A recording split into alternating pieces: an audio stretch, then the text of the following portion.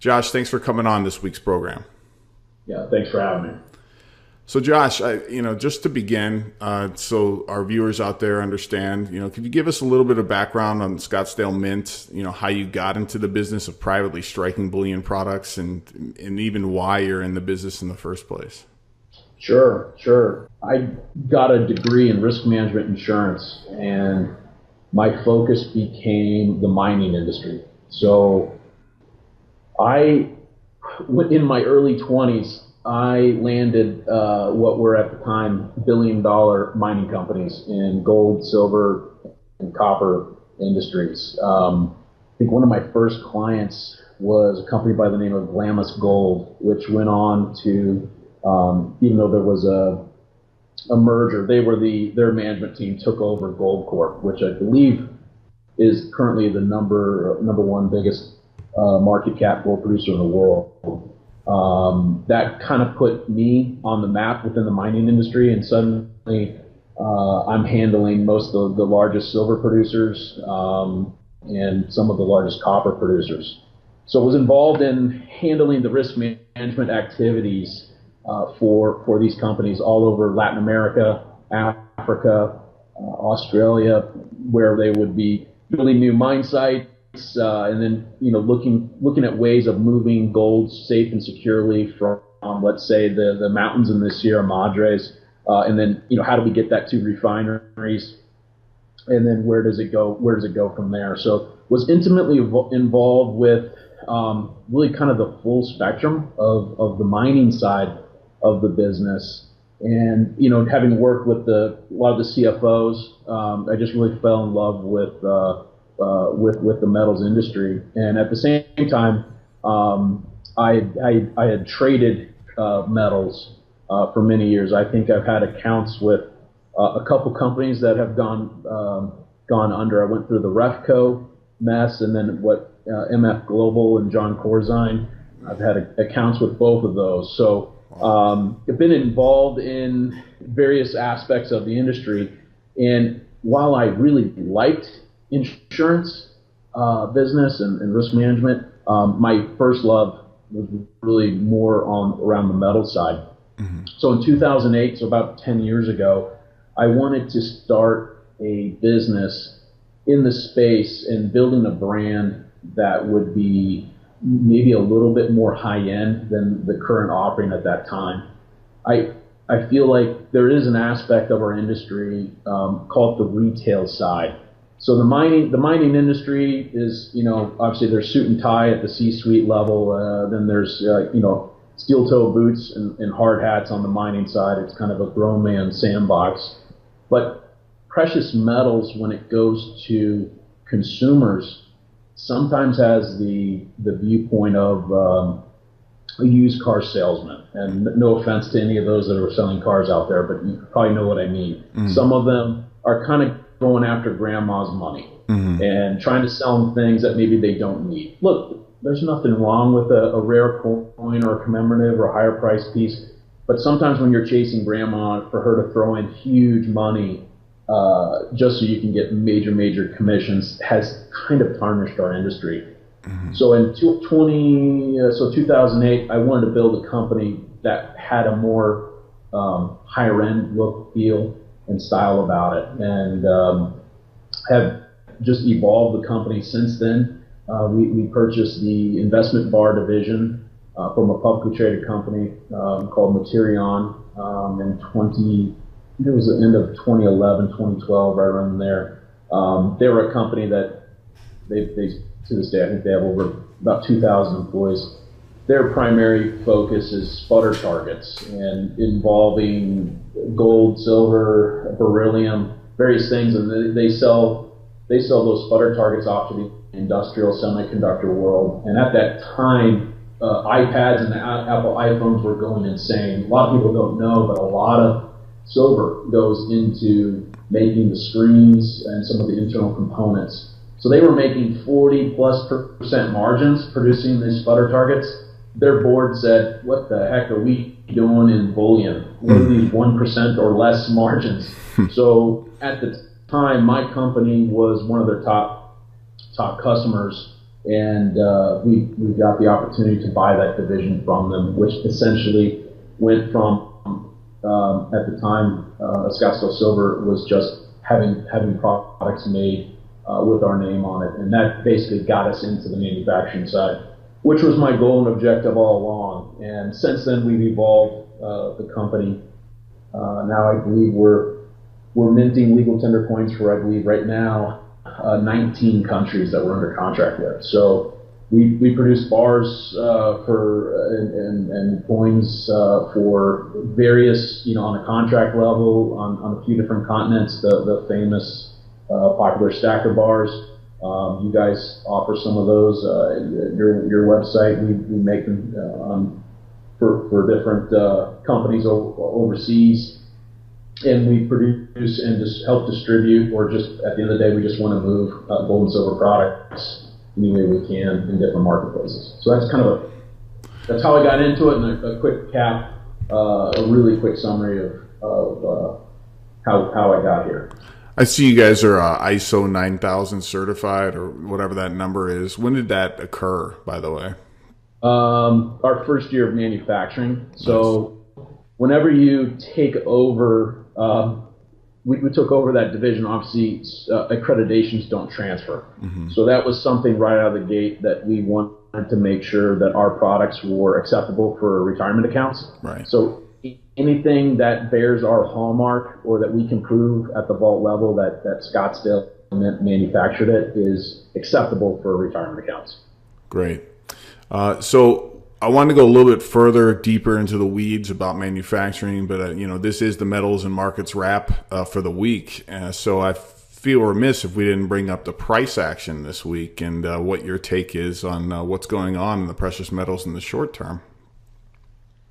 Yeah, so I mean, we've been in six years of kind of grinding, some up, some down, a lot of flatlining, and then obviously I think we saw pre-election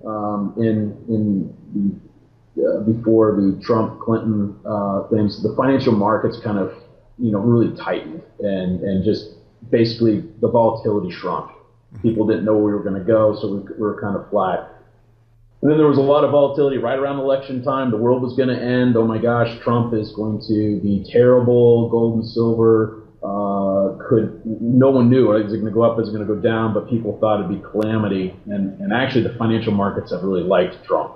So the stock market, the general equities, even the U.S. dollar has strengthened. The equities market has just boomed. I don't know, what is it, up 30-40% since he's been in office. So I think a lot of the demand of precious metals is for people that have fear of the U.S. dollar collapsing, fear of economic issues and crisis, inflation. There's a number of reasons why people buy, but I think we've kind of been in a standstill trying to figure out what's going to happen in the U.S., what's going to happen in the global economy. And right now, depending on who you listen to, things could go really bad.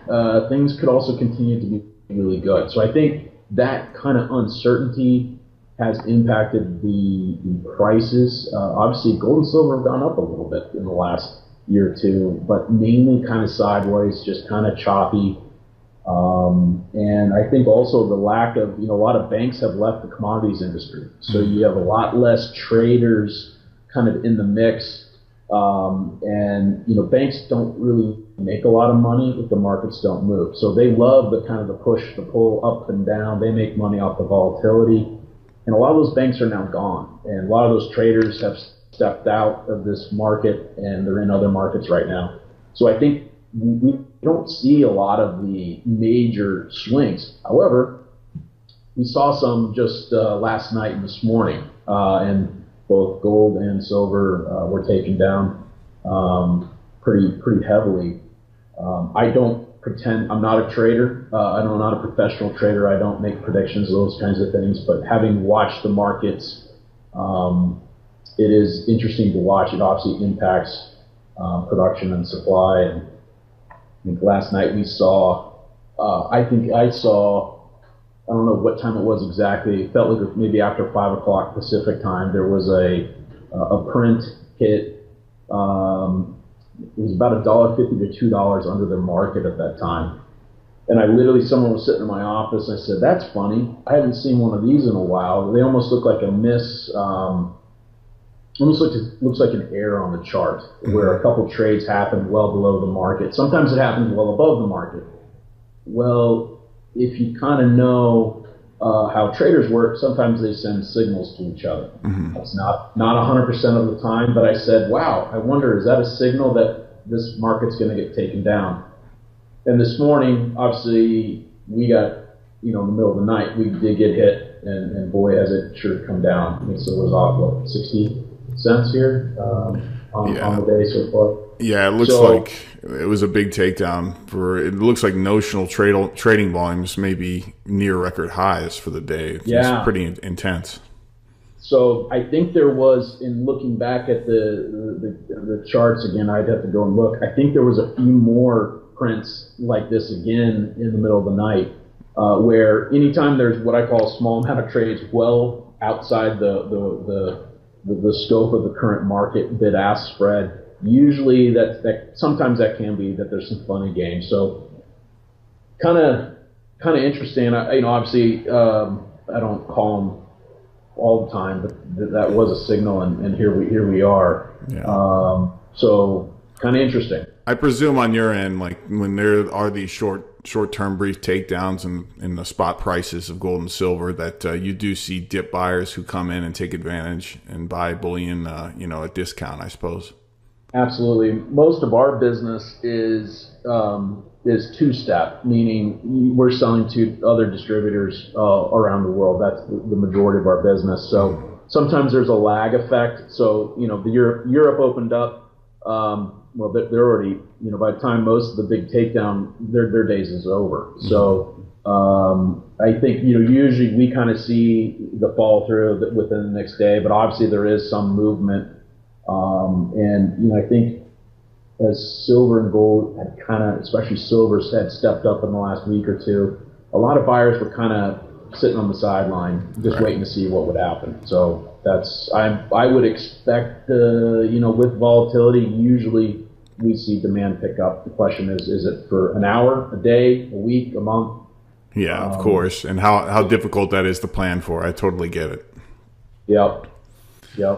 So turning toward the manufacturing process, I kind of wanted to dive a little bit deeper into the weeds with you, just to discuss, the manufacturing process between how you would manufacture bullion bars versus coins and rounds. So if you wouldn't mind kind of giving us a little bit of an inside view of how that operates. Sure. Essentially, think, precious metals, they're used in jewelry, they're used in electronics. So, most companies like ourselves, you're doing various melting processes. There's various ways to do that. We do most things in-house. Sometimes we partner with others on certain things. But basically you start with a lot of metal, and then you are trying to produce, larger chunks of a manufacturing run that could then turn into the same product. So we don't make every single product every single day. That's a very inefficient way of working. So we do our best to try to predict, hey, what do I need? What do I need for current customers? Kind of projecting different things over the next 2 to 4 to 6 weeks is a very difficult thing to do in our business. It's amazing. This industry, our customers demand really expensive things made really, really quickly and made really, really nicely with no margins. I think it's one of the only industries like this. Sometimes I wish I was making copper pipes or something to sell at Home Depot, where things sell at ridiculous margins above the price of copper. So it gets a little tricky, but we always try to do your best to plan.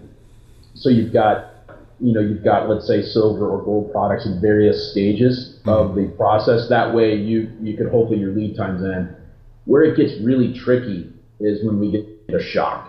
So I don't think we've seen one. It's been 2.5 years Yeah.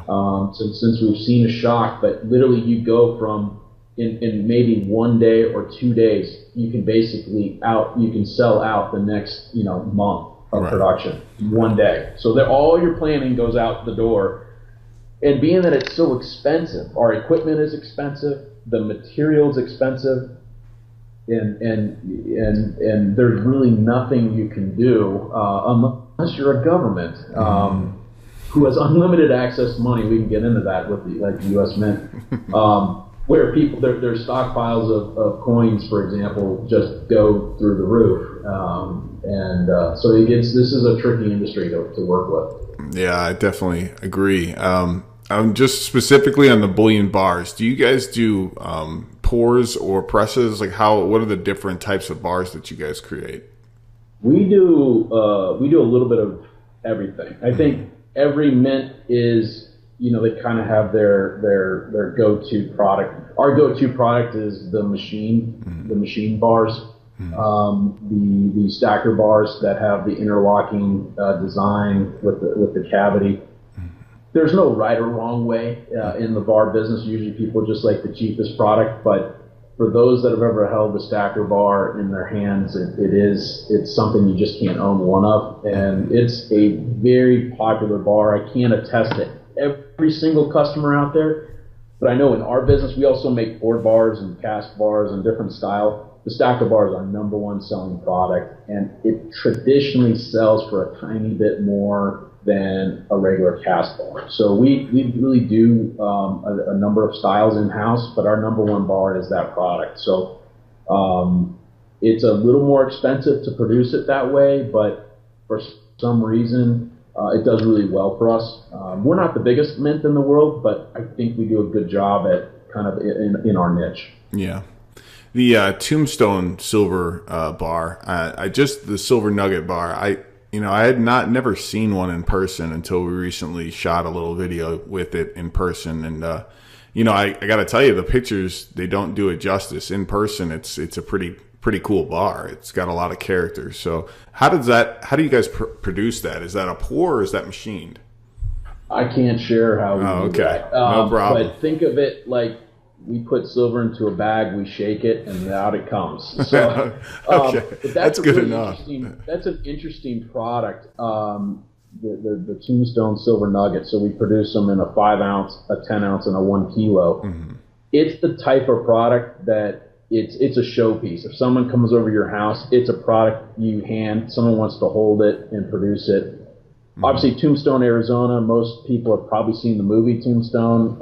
That city was founded off of silver mining, and that's just a few hours away from our offices. And that was an interesting way to kind of produce something that looks old world and rugged. And what's amazing is you get a product like that. We've had, James, months where we've produced over 100,000 ounces of that type of product alone. Now, that was in a busier market time. But it seems like that is the product that a lot of coin dealers and shops all around the world, it just kind of sells as it's just a nice kind of stacking, kind of just build your bullion box at home type product. I've actually sold it to, I know a few billionaires, not that I'm not going to throw names, but what do you buy a billionaire? Their families come to us and they buy this product. They'll buy the whole cake. They'll buy the wooden box and it'll be stuffed full. But what do you get a billionaire? That's the type of product they like to buy. So yeah, it's definitely unique. I definitely am impressed by that. In person, it's a lot better than the pictures show. Well, thanks. We try to produce products that you pictures, hopefully they look really great, but hopefully the products when people get them are even better. Yeah. And as far as coins, how long have you guys been in the legal tender coin processing? I think, did it start in 2012 or what year did it begin? I think our first product that we did would have been was a 2014 issue, and that's kind of been evolving probably over the last 3 years. It's grown the most, and then probably just in the last maybe 18 months. So you'll probably see a few more new issues, new countries that we'll be bringing to the market. We've had some success with our products. I think, you know, I don't try to run the company or to look, hey, let's go be like the U.S. Mint or Canadians or the Swiss or the Aussies. We just want to be unique to ourselves. So as we kind of take a different identity, and I'd say not everything's a home run, but I think we get on base more than we strike out. There's no doubt about that. So it's been an interesting business to work in. It's not without, you know, doing government issues is not without business risk either. It can be more difficult. You know, at the end of the day, we are in business to try to make money. I'm not a nonprofit, so you know, we look at any work that we do as at the end of the day, you know, can you make a little profit and things on. So that's the goal of our business and your business, and hopefully if you produce products that people enjoy and like, you know, they keep coming back. Yeah, correct. And again, the coins, that was another, seeing them in person, they are very, very high quality. I mean, they are, I think, on the line of like Perth Mint quality as far as the way that they look. So kudos to you. Well, thank you. I'll give credit to my people. We've got a great team, and the amazing thing is we don't have a single person in our company that came from the coin business. Wow. on our production staff. So now a lot of them were from the precious metals industry, but they may have been involved in various aspects of it, and so I think we take a fresh look. So instead of using the same concepts and methods, we try to do things a little different. So sometimes that works in our benefit. Sometimes it doesn't. I don't know if there's a right or wrong, but it definitely gives us a different identity. Now, we've covered some of the headaches in the minting business. I mean, you know, I know, for instance, when you mint products, you know, your dies can only last so long. What do you find as being the typical duration for coin dies or round dies that you guys use? Good question. So it depends on how you produce a die and what the intent is for. So, you know, traditional, let's say buffalo rounds, you know, a typical die could last 50 to 100,000 strikes. Maybe it goes for more, but you're having to polish and maintain it as you go. So the question is, do you get 1,000 coins? Do you get 5,000 coins or more out of a polish? So think of it like if you turn a machine on, you know, how many coins do you spit out before you have to turn that machine off and do a change out? But we also produce coins. I'm trying to think, like our Cayman Islands Marlin coin. I think that coin is struck 6 times. Wow. I mean, so it's done on a, you know, it's done. There's a lot of more tender loving care that goes into those coins. So a die is not going to last as many coins. So it's a slower process. There's different ways that we do to kind of get an end result. So obviously we can't sell a Marlin coin for the same exact price as a buffalo round, but hopefully the customer can see that there's a little difference there. But that's been a great seller. That's a great example of like the differences between coins, and that's still on the bullion side. There are proof coins that you produce. So that we call that a proof like. Right. So that's if someone were to send it off to grading. Again, I'm not a huge grading person, but a lot of people do grade our coins. So, you know, I think the vast majority come back 79s and 69, 70 and 69s. Yeah. So, which is, I believe, you know, a top score. So there's a few companies that kind of specialize in that world. We really don't get into that too much on our end. But then if you take a coin like a proof coin, it can go through so much touching and handling, and almost to where we're petting the coin. And I say that in a joking manner, but you look at how many pieces can you make in an hour, and so some of our coins go through like a lot of work. So that just has to do with, the detail that goes into both the blank, making sure it's perfect, making sure the die is perfect. So there's points where we only get a couple strikes. Right. We get 50 strikes. It can go back and forth in terms of how much you can do. So it makes I guess the bullion business, it makes it a little more interesting, rather than just kind of slamming and jamming. Yeah. So to wrap it up, I just wanted to kind of get your feel for the longer term vision for the precious metals and bullion industry and your company in general, if you don't mind. Sure. I think there's definitely some headwinds out there in the current marketplace. I look at it as, money's not really made or lost; it's just transferred. So I think our industry has seen, competitive landscape change mainly in the stock market. Coin dealers and mints, I guess we kind of compete with each other, but really the money's in the stock market. The money's maybe some's over chasing crypto. There's a lot in real estate right now, but what we will see is things will change again. And when I think you're going to see at some point when the stock market does decide to get rocky, I don't know if that's going to be at a higher level or wherever, but we could see some massive corrections. That's when money flows come right back in. They buy bars, they buy coins, premiums start to rise. That's where there's a lot of people now that are kind of, building their positions during times that's quieter. They're starting to add. And it's almost like people have gotten frustrated with silver and gold, and I understand that. Because there's a right time to buy and sell everything. But there's a lot of people that have also forgotten maybe why they got into it. Do you buy this to become, a multi-millionaire from a couple grand? No. Maybe crypto can give you that kind of juice, but gold and silver is not. But most people buy it because it's a hedge against their entire life. You work. Most of us are probably in the United States listen to this one, but you work in the United States, your retirement is probably based on our economy, right? You've got US dollars. Everything in your life is pretty much hedged to the American economy in the way we go.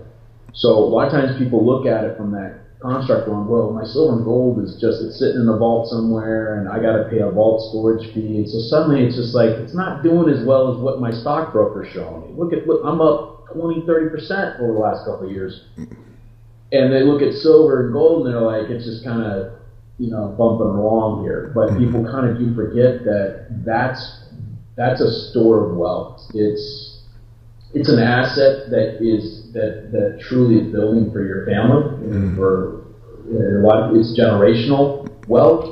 And so for those that I am encouraged. A lot of times people say that our industry is just full of guys, at the coin shows. But I am encouraged. It seems like the younger generation that's coming up, they may not have access to big money yet. Give them time. But they're taking more responsibility. I'm not saying maybe the ones, not saying all of them, but it seems like even ones in high school right now, there's a sense of taking responsibility, thinking for themselves and saving for themselves. We can't rely on the government. Right. And, if you look at like countries around the world, Germany's the biggest coin market in the world. Why is that? Because they've gone through, some of the elderly people have gone through 2 currency wipeouts. So we've not experienced that in the United States. And again, I can't predict it. I'm not expecting it to happen tomorrow, but these types of products are something that's off the grid. It's not in a bank account. It's not just digital assets that can be easily hacked, taken from you, whatever. So people are. I think the younger generation, even though maybe they don't have the big money yet, I do see some encouragement there. So that's kind of where I see the marketplace going. I think there's some headwinds in the short term, just based on the stock market activity. But I think there's some exciting things that our company is going to be announcing that could be market changing in terms of the amount of the amount of silver that can end up being taken off the market and into some new facets that don't exist right now. So I think there's some exciting reasons to be positioning now. Maybe people always say I didn't know when to sell real estate back in 2006, 7, 8.